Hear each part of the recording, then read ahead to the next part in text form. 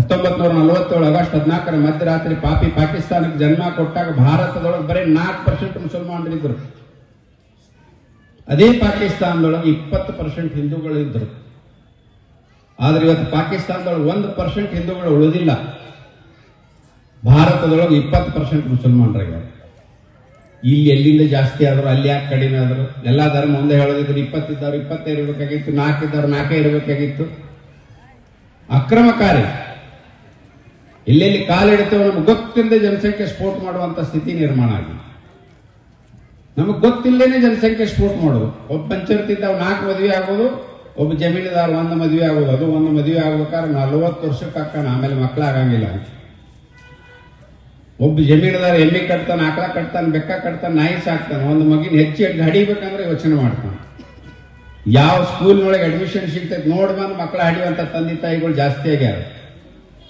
ಅದರ ಪರಿಣಾಮದಿಂದ ಇಡೀ ದೇಶದೊಳಗೆ 200 ಜಿಲ್ಲೆಗಳ ಪೈಕಿ 800 ಜಿಲ್ಲೆಗಳ ಪೈಕಿ 200 ಜಿಲ್ಲೆ ಒಳಗೆ ನಾವು ಅಲ್ಪಸಂಖ್ಯಾತರಾಗಿವಿ. 6000 ತಾಲೂಕು ಅದಾವ ಇಡೀ ದೇಶದೊಳಗೆ. 6000 ತಾಲೂಕಿನ ಪೈಕಿ 1500 ತಾಲೂಕುಗಳೊಳಗೆ ನಾವು ಅಲ್ಪಸಂಖ್ಯಾತರಾಗಿವಿ. ಗಡಿ ಒಳಗಿರುವಂತ 300 ತಾಲೂಕುಗಳೊಳಗೆ ನಾವು ಅಲ್ಪಸಂಖ್ಯಾತರಾಗಿವಿ. 9 ರಾಜ್ಯದೊಳಗೆ ನಾವು ಅಲ್ಪಸಂಖ್ಯಾತರಾಗಿವಿ.